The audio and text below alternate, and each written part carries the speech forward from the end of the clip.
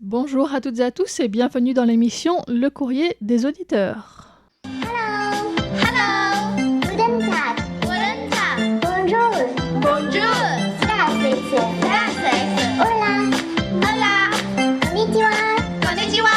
Xin Xin Sawadika. Sawadika. Au micro de RTI, aujourd'hui, Floriane Day Lisa Dufaux. pour vous annoncer, pour vous présenter l'émission hebdomadaire Le Courrier des auditeurs. Bonjour à tous. Voilà, alors on va répondre à vos questions comme d'habitude et on va vous rappeler les concours et on va aussi vous rappeler une petite activité spéciale de RTI. Exactement, donc pour commencer donc, les concours, il y a le concours mensuel donc de septembre et la question était... Alors, je vais vous la rappeler.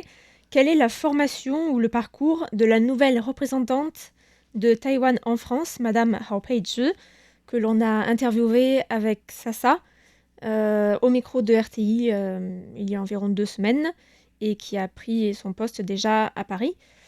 Donc, si vous ne savez pas, vous pouvez aller réécouter notre émission en tapant comme mot-clé sur le site de RTI, France, bureau de représentation de Taïwan en France, ou alors son nom, Hao Pei-zhi, qui s'écrit H-A-U pour son nom de famille. Voilà. Et donc les cadeaux que l'on peut recevoir si on est tiré au sort et qu'on a une bonne réponse. Alors, on peut remporter il y en a 4 à remporter. On peut remporter des tasses pliables. Voilà, j'imagine que ce sont des tasses peut-être en silicone ou quelque chose comme ça pour vous pouvoir emmener en camping, par exemple, ou en randonnée. Donc, ça peut être utile. Et voilà, pour tenter de remporter ces cadeaux, il faut participer au concours et nous envoyer un mail ou une lettre, si vous êtes un peu plus traditionnel. Voilà. Et pour le concours trimestriel, Alors, la question est la suivante. Quels sont les 3 sujets de la Cour constitutionnelle Quels sont les 3 sujets que la Cour constitutionnelle a traités ou traite actuellement à Taïwan? Alors, pour ça aussi, il y a un cadeau à gagner. C'est un petit bloc-notes pense-bête orné d'un message en papier découpé chinois. donc en fait il y a plus que 3 sujets qui sont traités par la Cour constitutionnelle, mais on vous demande d'en citer 3. Voilà. On en a parlé de plusieurs dans des émissions récentes, d'autres un peu moins récentes aussi, mais donc vous pouvez trouver ça assez facilement aussi, si vous suivez régulièrement nos émissions, vous en aurez entendu parler. Voilà.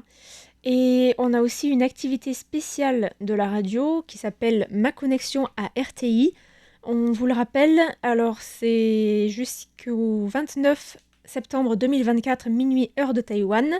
Il faut nous envoyer un petit texte avec vos informations personnelles et votre description.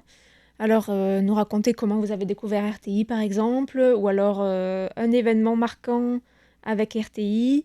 Et en fait, toutes les conditions de participation sont inscrites sur notre site internet et la description ne doit pas dépasser 200 mots. Et vous pouvez aussi joindre à votre texte des images, des vidéos, des demande messages de joindre sonores. une photo au moins, et c'est possible après d'avoir plus d'éléments. Et vous pouvez aussi participer plusieurs fois si vous avez plusieurs anecdotes à raconter en lien avec la radio. Il y aura aussi des différents cadeaux à gagner. Donc il y aura une carte pour tous les participants en édition spéciale, et puis un tirage au sort d'autres cadeaux. Voilà. Et par rapport à un jeu concours qui est terminé, mais qui s'appelait donc Taïwan au JO de Paris, donc je voulais aussi répondre à une question de Maggie Roy, qui disait que pour ce concours-là, nous offrions 5 cartes découpées représentant des animaux endémiques vivant sur l'île. Et donc, elle demandait quels sont ces animaux, parmi tant d'autres certainement, parce que c'est vrai qu'il y a plusieurs animaux endémiques à Taïwan. Et donc, ce sont des petites cartes en fait assez jolies, qui représentent des animaux variés. Donc, il y en a un, c'est le bulbul de Taïwan. Alors Lisa, est-ce que tu sais ce qu'est un bulbul? Je sais que c'est un petit oiseau parce que j'ai fait plusieurs émissions, je pense on en parle à Taïwan, sur les montagnes, les sentiers de randonnée à Taïwan. Et donc j'ai dû parler du bulbul plusieurs fois et je sais qu'il y en a plusieurs. Donc c'est un type d'oiseau, un petit oiseau. C'est ça, c'est une espèce de passereau qui fait partie de la famille des Pycnontidés. Ça nous avance bien ça. Pycnonontidés, pardon. Voilà. Et donc, on le C'est toujours trouve... les non-scientifiques accouchés dehors. Ouais. Et donc, on le trouve dans l'est et le sud de Taïwan principalement. D'accord. Il y a ensuite le poisson volant, qui s'appelle de son nom latin Chelopogon atricinis, qui est typique de l'île des Orchidées, où il constitue une partie majeure de la nourriture des habitants autochtones, qui sont les Yamés. Et ce sont donc des poissons migrateurs qui sont pêchés principalement entre fin février début mars et juin ou juillet. Ensuite, il y a aussi le pangolin formosan, donc qui est une espèce en danger d'extinction, un mammifère nocturne qui est assez rarement observé en fait parce qu'il vit dans son terrier pendant la journée. En me disant à Taïwan, j'en ai jamais vu, Moi non malheureusement. Sauf Ouais. au zoo, mais bon. Je pense que ça compte pas. Non, c'est ça en fait. Il y en a assez peu dans la nature puisqu'il est en danger d'extinction. Oui. Et puis il faut aller le soir dans la jungle, c'est quand même pas... C'est pas si facile à observer. Ouais. Il y a aussi la tortue verte qui s'appelle aussi la chélonet marine. Donc c'est une tortue assez grande, sa carapace mesure en moyenne 1,15 m et elle pèse entre 80 et 130 kg. Mm. Et c'est la seule tortue de mer à sortir de l'eau pour prendre des bains de soleil. Et c'est la plus rapide des tortues marines. Elle peut atteindre une vitesse de près de 35 km/h. Ah ouais, quand même, hein. Clairement, elle me bat à la nage. Ça c'est sûr. On peut l'observer notamment sur Xiaoluoqiu. Mm. T'en avais vu beaucoup, c'est ça la dernière fois? La dernière fois, j'en ai vu une dizaine à chaque sortie presque. C'était magnifique. Mm. Mais c'est C'est aussi... pas endémique de Taïwan, mais bon, on la trouve à Taïwan et franchement, c'est vrai que c'est très beau comme animal. Ouais, mais c'est aussi une espèce qui est en danger parce que les petites tortues sont la proie d'oiseaux, de crabes et de poissons d'hiver, et puis aussi victimes de la pollution humaine et de la pêche. Et on estime que moins d'1% des petits survivent plus de quelques jours après l'éclosion des œufs. Mm. Donc ça reste aussi une espèce en danger. Et puis il y a aussi menacé, je pense, par les activités humaines. Tout à fait, oui. À Xiaoluoqiu, il y a beaucoup d'activités nautiques, de canoë, des choses comme ça, et ça les perturbe pas mal. Ouais. Donc il y a... Et puis il y a aussi toutes celles qui mangent Ok. des sacs plastiques en pensant que ce Mhm. sont des poulpes ou des méduses qui constituent leur nourriture habituelle. Mhm. Donc voilà, Ouais, les pauvres. des tortues vertes. Et puis pour terminer, il y a le cerf Sica formosan, donc un petit cervidé qui a été beaucoup chassé. Il était en danger et puis il a été réintroduit à Kunding. Et maintenant, il est plus présent, donc ils se sont bien reproduits. Et en fait, sa présence commence aussi à poser problème aux agriculteurs autour du parc. Il est présent aussi sur d'autres petites îles de Taïwan. Et si vous voulez en savoir plus sur le cerf Sica, je vous renvoie à l'émission de Meg Wang qui s'intitule « Quand le cerf Sica formosan est de retour ». Voilà, donc merci beaucoup à Maggie Roy pour cette question. En tout cas, on pense qu'il devait y en avoir beaucoup à Taïwan dans le passé. Oui. Parce qu'il y a certains endroits qui portent le nom Lu, comme Lugang par exemple, ou des choses comme ça. Donc Voilà. on pense qu'il y avait des endroits où il y avait vraiment beaucoup de cerfs, ou alors, en tout cas, où on en faisait beaucoup commerce. Oui, parce qu'il Notamment est à pour la leur fois peau, leur mangé bois. et c'est ça, la fourrure est aussi très appréciée. Je pense qu'il Enfin, a été était beaucoup apprécié. été Aujourd'hui- chassé à l'époque de la colonisation japonaise. Oui, et même avant. C'était Même beaucoup avant. chassé avant. Donc, Ouais. voilà. Donc voilà pour le cerf Sica. Mais on a eu aussi beaucoup d'autres courriers. Et notamment un message de Jacques Augustin, de Rob Denbourg, qui nous écrit de Eindhoven aux Pays-Bas, ou encore de Farid Boumechal en Algérie, qu'on salue. On a aussi eu un mail de Harald Sus, qui nous écrit de Strassow en Autriche, mais qui nous a écoutés depuis Arbach, situé au bord de la frontière avec la République tchèque. On a aussi eu un mail de André Bio, qui nous écrit de Belgique, de Najim Udin, qui nous écrit d'Inde. Un autre d'Inde également, Monsieur Najimoudine, et Deinmantas Nalivaika de Lituanie, désolé pour la prononciation des noms, que j'écorche sans doute. On a aussi reçu un message de Bernard Grondin, qui nous écrit depuis l'île de la Réunion, de Frank Kreuzinger, qui nous écrit d'Allemagne, et de Gilbert Dupont à Loche. On a aussi reçu un message de Nagmouchi Nouari en Algérie, qu'on salue également, et de Daniel Villon en France, qui nous a envoyé un petit récit de sa rencontre avec RTI, qui m'a beaucoup fait rire. Oui, Voilà. ça fait toujours très plaisir en fait de recevoir vos récits avec ce concours, ce jeu Ma Connexion RTI. Enfin, moi, je ne connaissais pas vos histoires pour beaucoup d'entre vous. Et ça fait très plaisir de voir comment est-ce que vous nous avez découverts. Voilà, donc on a aussi reçu 6 rapports d'écoute de Paul Jamet qu'on remercie et aussi Siddhartha Bhattacharjee qui nous écrit d'Inde et qui demandait d'ailleurs si Taïwan célébrait la journée internationale de l'alphabétisation le dimanche 8 septembre. Alors pour ma part, je ne savais même pas que cela existait. C'est vraiment, je l'ai appris avec notre auditeur. Donc voilà, cette journée internationale de l'alphabétisation, c'est une journée internationale qui a été proclamée par l'UNESCO en 1965. Ça visait à mobiliser les pays et les organisations internationales pour enrayer l'analphabétisme et pour promouvoir l'enseignement primaire dans le monde pour que tous les enfants en âge d'aller à l'école puissent avoir accès à l'alphabétisation. Alors, pour rappel, l'analphabétisme, selon le dictionnaire Larousse, c'est l'enseignement de la lecture et de l'écriture à un groupe social déterminé. Donc, c'est habituellement un terme qui s'applique plutôt à l'enseignement des adultes. Et on parle souvent de lutte contre l'analphabétisme, qui désigne l'état de quelqu'un qui ne sait ni lire ni écrire. Donc, c'est pas la même chose. Pardon. Oui, non, mais je veux dire, est-ce que tu sais qu'est-ce qui est considéré comme l'analphabétisme quand on parle de caractères chinois? Parce qu'on peut savoir lire et écrire quelques caractères chinois, mais pas tous ou pas beaucoup. Enfin, personne ne sait tous les lire. C'est une bonne question. Je dirais peut-être 400. Peut-être 400 caractères. Je dis ça, peut-être qu'il y a un seuil comme ça. 400, c'est vraiment peu. Je crois que c'est pas plutôt beaucoup, autour de 2000 ou 3000. 2000. Après avoir fait des recherches rapides, je reprends donc à Taïwan, où il est considéré que si on connaît moins de 470 caractères, on est analphabète. Si c'est entre 470 et 1680 caractères, on est semi-analphabète. Et donc, il faut connaître plus de 1680 caractères pour pouvoir avoir une forme d'autonomie dans la lecture et l'écriture. D'accord. Mais bon, attention, l'analphabétisme, c'est pas la même chose que l'illettrisme, qui est vraiment la situation de ceux à qui on n'a pas appris... Enfin, ceux à qui on a appris à lire et à écrire, mais qui n'en maîtrisent pas l'usage. Donc le taux d'alphabétisation, c'est le pourcentage d'une population d'adultes qui savent lire et écrire. Et ce taux-là, il est utilisé comme l'une des composantes pour l'indicateur de développement humain.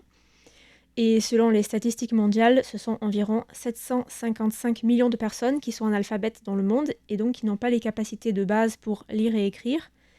Et on estime qu'un adulte sur 5 ne sait pas décrypter l'écriture de sa langue et que 60,7 millions d'enfants n'ont pas accès à l'école. Donc c'est un phénomène qui est alimenté par les conflits, par les catastrophes naturelles et qui provoque des déplacements de population et des troubles dans la scolarisation des enfants. Et donc ça a été reconnu par l'UNESCO comme un frein important au développement. Et on sait aussi que ce phénomène d'analphabétisme contribue, selon plusieurs études, à l'extrême pauvreté, mais aussi aux discriminations que subissent les femmes dans le monde. Alors à Taïwan, l'analphabétisme, c'est pas vraiment un gros problème. Je pense qu'il concerne plutôt certaines personnes très âgées qui n'ont pas été scolarisées lorsqu'elles étaient enfants, pendant l'occupation japonaise en particulier, parce que tous les enfants n'avaient pas accès à l'école à cette époque. Et selon les chiffres du CIA World Factbook de 2015, le taux d'alphabétisation de Taïwan est de 99,7% pour les hommes et de 97,7% pour les femmes, donc pour une moyenne homme-femme de 98,7%. Voilà, le ministère taïwanais des Affaires étrangères affirme que ce taux est passé à 99% dans une publication Coup d'œil sur Taïwan qui concerne les années 2020 et 2021. Donc il y a eu une petite amélioration. Bon, après, avec 99%, c'est quand même difficile d'aller plus haut que ça quand même. Et pour répondre à la question de notre auditeur qui voulait savoir si cette journée internationale était célébrée ou non à Taïwan, on peut dire que oui, même si c'est pas vraiment fait avec une très grande ampleur, on va dire. Donc il y a plusieurs initiatives locales, par exemple cette année, et apparemment c'est le cas chaque année, le bureau de l'éducation de la mairie de Taipei organise des activités qui sont en lien avec la promotion de la lecture et des livres en général. Donc le thème de cette année, c'était la mise en œuvre de l'égalité des sexes par la lecture. Il y a des prix pour les écoles qui ont de bonnes performances en matière de promotion de la lecture. Et dans les collèges, il y a un concours de rédaction et les vainqueurs gagnent des coupons d'achat de $100 taïwanais par personne pour acheter des livres. Voilà. Je savais pas tout ça. Donc à Tainan aussi, le bureau de l'éducation fait des activités comme ça. Alors dans une news de la municipalité de Tainan d'il y a 2 ans, le bureau indiquait que le taux d'analphabétisme était encore en train de baisser et que le bureau continuait d'organiser des cours pour adultes ainsi que des cours de soutien pour les élèves du primaire et du collège. Et il y avait à l'époque, même si je ne sais pas si c'est la même situation actuellement, 2 classes pour adultes. Donc sans doute pour pour les adultes qui n'ont pas vraiment bien assimilé la lecture et l'écriture pendant leur scolarisation au primaire et au secondaire. Oui, ou qu'ils l'ont un peu perdu après. Mm. C'est vrai qu'en ce moment, à Taïwan, de plus en plus de gens utilisent l'écriture beaucoup en tapant sur leur clavier et très peu à la main. Il y a une différence assez grande en fait au niveau de l'écriture des caractères. Donc ça entre peut-être aussi en jeu dans ce taux-là. Je ne sais pas. Je ne sais pas non plus. Ça, on pourrait faire plus de Peut-être que recherches savoir encore. taper, ça suffit pour être considéré à savoir écrire aussi. Parce qu'on sait les Je ne suis pas reconnaître sûre. et sélectionner.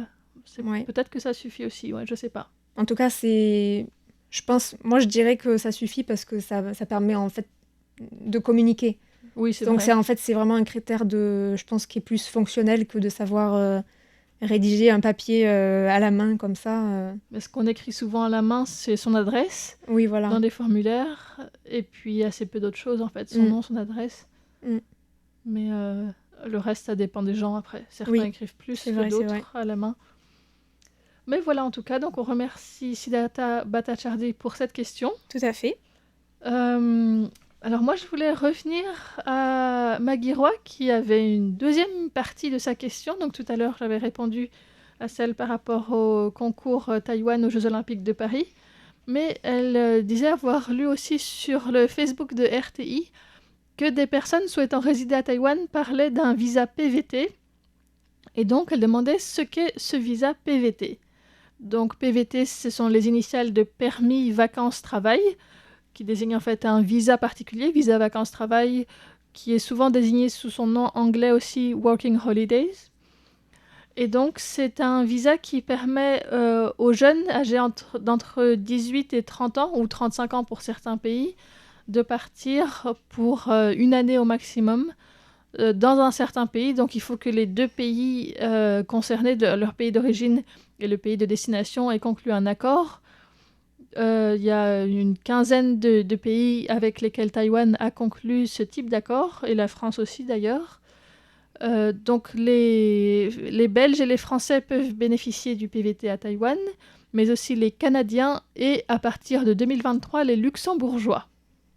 Et donc pour le Canada et le Luxembourg, c'est possible d'avoir accès au PVT jusqu'à ses 35 ans. C'est un visa qui donne à la fois le droit de voyager, donc de rester pour le plus long terme, mais aussi de travailler pour financer son séjour. Donc il y a une certaine limite d'heures par semaine ou bien de mois par an si c'est un travail à plein temps. On peut aussi étudier la langue locale, aussi avec une certaine limite d'heures de cours, parce que ça doit rester au service du voyage. En fait, c'est principalement pour voyager, mais donc on peut faire certaines activités complémentaires en plus du voyage pour financer son séjour. Il y a un dossier qui a monté, donc il faut quand même avoir un justificatif de ressources. Pour la France, je crois que c'est d'environ 2 000 € pour partir. Il faut avoir un billet d'avion aller-retour, ou au moins qui quitte le territoire à la fin du séjour, un casier judiciaire vierge, un certificat d'assurance médicale, une lettre de motivation, et puis il faut faire un dépôt de demande en personne avec un entretien, donc c'est à Paris. Donc ça demande quand même déjà d'être en France au moment du dépôt de la demande, ou bien dans son pays d'origine si on vient d'un autre pays. Et donc c'est un visa qui est pour 180 jours, c'est-à-dire 6 mois, renouvelable 15 jours avant l'échéance de la durée du séjour auprès d'un bureau donc de l'agence de l'immigration à Taïwan pour 180 jours de plus. Donc ça fait presque un an. Si un an c'est 365 jours, ça fait maximum 360 jours, quoi. Et c'est pas possible de prolonger après ça, ni d'évoluer vers un autre visa. Si on veut après soit se marier, soit travailler, soit prendre des études ou reprendre des études à Taïwan, en l'occurrence, il faut d'abord quitter Taïwan et redemander un autre visa depuis... Un autre type de visa. C'est ça, mais depuis l'extérieur de Taïwan, ça ne peut pas être fait sur place. On ne peut bénéficier qu'une seule fois d'un visa vacances-travail dans un même pays, mais c'est possible d'en avoir dans plusieurs pays différents. Voilà. Et en fait, les pays les plus sollicités sont surtout l'Australie, la Nouvelle-Zélande et le Canada. Mais il y a d'autres pays qui sont... Voilà, qui participent aussi à ce type de programme, notamment la Corée, le Japon, l'Argentine, Hong Kong, le Brésil et plusieurs pays d'Amérique latine. Après, il y a un quota aussi de nombre de personnes qui peuvent solliciter le visa vacances-travail. À Taïwan, il est de 500 places pour les Français, 200 pour les Belges et 1000 pour les Canadiens. Je n'ai pas trouvé le chiffre pour le Luxembourg, c'est trop récent. Mais pour l'instant, en tout cas, ça suffit à répondre à toutes les demandes. Et je sais que pour les Taïwanais qui souhaitent aller en France aussi, il y a plus de places que de demandes. Donc, si vous êtes intéressé, n'hésitez pas à faire la demande du moment que le dossier est complet. En principe, c'est toujours accordé, quoi. D'accord. Et donc, c'est un visa que j'avais utilisé il y a plusieurs années maintenant. Il y a 6-7 ans à peu près pour venir à Taïwan. Et c'est assez pratique. Après, c'est vrai que les gens ne sont pas toujours au clair parce que ça ne donne pas accès à un titre de séjour. Et donc, j'avais un peu galéré, par exemple, pour passer mon permis à Taïwan parce qu'il faut avoir une adresse. Et sans titre de séjour, l'adresse n'était pas forcément acceptée. D'accord. Donc, c'était un peu... Enfin, ils étaient assez démunis sur le lieu pour passer l'examen parce qu'ils ne savaient pas trop à quoi j'avais droit. Et c'était un peu selon la personne. Oui, moi je pense que ça doit aller, moi je pense que ça ne doit pas aller. Donc il faut essayer, il faut se présenter quelque part. Et puis s'ils disent non à un endroit, peut-être aller à un autre endroit, on aura plus de chance. D'accord. C'est voilà. Et ça avait marché, tu avais pu passer ton permis avec un PVT. J'avais pu passer mon permis, mais je voyais bien qu'ils n'étaient pas très sûrs si c'était légal ou pas. D'accord. Donc on sait toujours pas en fait si ton permis est légal. Ah bah maintenant je l'ai obtenu, j'ai passé. Voilà, peut-être qu'au moment de la procédure il y a eu un problème, mais le permis une fois qu'il est obtenu, il est légal. Hein. Là, et s'il y a un problème, c'est leur responsabilité et pas la mienne. Je proteste. Moi j'ai passé mon test. Non t'inquiète, c'est juste une petite pique de quelqu'un qui a raté 2 fois son permis et qui ne l'a toujours pas. Mais un jour je l'aurai. Un jour tu l'auras. Nous avons confiance à en toi. Taïwan. Et puis t'as pas le problème du PVT, donc c'est plus facile pour toi pour faire les démarches administratives. Oui, tout à fait. Au moins. Mais je crois que c'est pas ça le problème. Bon, courage. Merci. Alors, merci beaucoup. Et je pourrais te poser quelques petites questions, alors, parce que je pense que ça pourrait intéresser quelques auditeurs qui seraient éventuellement intéressés par le fait de venir à Taïwan pour faire un PVT.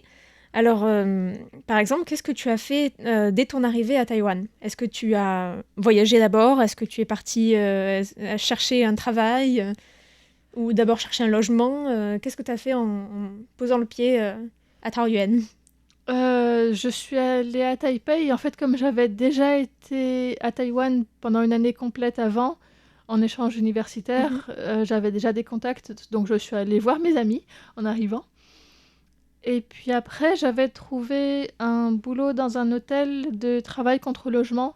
Donc, c'était quelques heures par jour. Et en échange, j'étais logée là-bas. À Kaohsiung ou à Taipei? À Taipei. D'accord. Donc, c'est quelque chose que tu avais trouvé avant de partir pour ton PVT?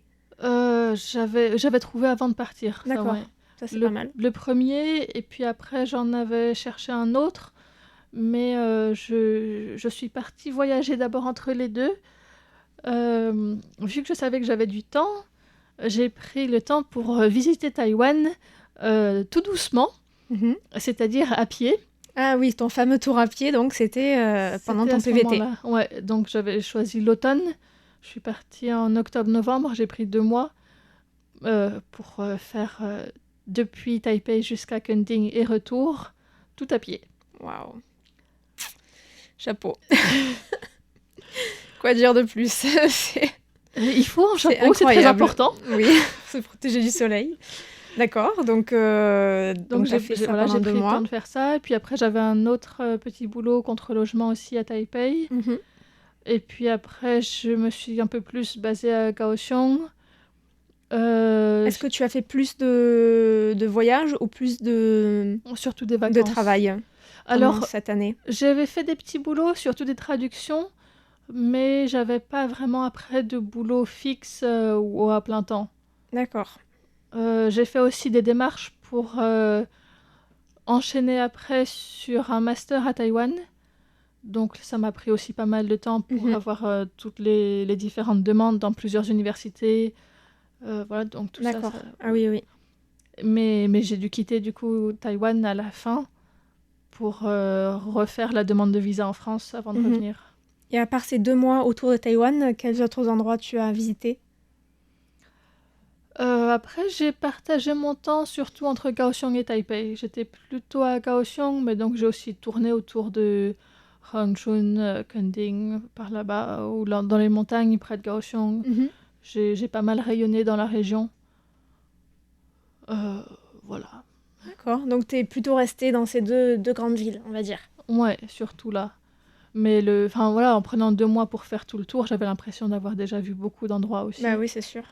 Donc après, j'avais aussi envie d'un petit peu plus de stabilité. Et est-ce que tu as pu prendre des cours de chinois pendant que tu étais là-bas ou... Alors, j'ai pas cherché à le faire parce que j'avais déjà un niveau de chinois qui me permettait de me débrouiller au quotidien sans problème. Ok. J'ai passé mon permis, donc j'ai fait ça en chinois. Ça, c'était mon travail de chinois, en fait. C'était de potasser tout le bouquin pour passer le code en chinois. Donc là, j'ai travaillé pas mal pour le préparer, pour avoir toutes les questions à lire donc en chinois. Il faut dire que passer le permis à Taïwan, c'est moins cher que le passer en France. C'est bien moins cher qu'en France. Et c'était le permis scooter. Ah, d'accord. Donc, tu n'as pas passé le permis voiture? Tu l'avais déjà peut-être? Le permis voiture, je l'avais déjà en France. Et en fait, j'avais beaucoup moins d'utilisation, beaucoup moins besoin d'utiliser une voiture à Taïwan qu'un scooter. Parce qu'à Kaohsiung, un scooter, c'est relativement indispensable. Ouais. Ou très très utile en tout cas, quand on veut y vivre. Et donc, voilà. C'était aussi... mes petits cours de chinois, c'était préparer le code en mandarin. Puis je me suis dit, c'est pas mal aussi pour me réhabituer un petit peu aux règles et voir les différences avec la France. Parce que, voilà. Donc, voilà. Et donc, cette année de PVT, est-ce qu'elle t'a permis de t'améliorer en chinois, du coup Je pense que oui, dans le sens où j'ai vécu assez loin des francophones et des étrangers de manière générale. Et donc, ça m'a permis d'avoir plus d'aisance dans le chinois du quotidien. D'accord. Voilà. C'est important. Ouais. Et autre petite question qui, je pense, pourrait intéresser nos auditeurs qui voudraient venir à Taïwan. Est-ce que tu as pu, pendant ce PVT, sortir de Taïwan et re-rentrer, par exemple, pour faire un petit séjour à l'étranger? Alors, j'étais même si tu étais déjà à l'étranger, autorisée à le faire, mais je ne l'ai pas fait à ce moment-là. D'accord. Mais j'aurais pu. C'est un plus un visa choix. à entrée multiple. Ouais. D'accord. Donc Voilà, c'est bien si on peut en profiter pour visiter par exemple le Japon. En tant que Français, on n'a pas besoin de visa pour aller au Japon ou pour aller en Malaisie par exemple. Ou aller en Corée. Ça peut faire des ou petits séjours Chine, comme ça. Ouais, voilà, tout à fait. D'accord. Oui, donc c'est vraiment un bon moyen pour découvrir Taïwan, pour s'améliorer en chinois, pour c'est très pour flexible travailler un en petit fait, peu. ouais, selon nos envies. Même si les salaires de base des petits boulots qu'on peut faire, c'est vraiment c'est pour pas la très survivre, intéressant pour la au niveau survie. financier, quoi. Ouais, c'est ça. C'est vraiment pour financer son séjour sur place, mais pas beaucoup plus. N'hésitez pas si vous avez d'autres questions. En tout cas, on y répondra avec plaisir. Voilà, donc n'hésitez pas à nous envoyer vos questions, vos rapports d'écoute et à répondre au concours et aussi à nous envoyer votre participation pour l'activité spéciale Ma Connexion à RTI. Je vous rappelle que toutes les conditions de participation sont consultables sur notre site internet. Voilà, merci à tous pour votre écoute et à bientôt sur les ondes françaises de Radio Internationale. C'était Lisa Dufaux et Florian Dai pour Radio Taïwan International. Merci à tous. 你好，你好，你好，你好，你好，你好，你好，你好，Hello，Hello，Guten Tag，Guten Tag，Bonjour。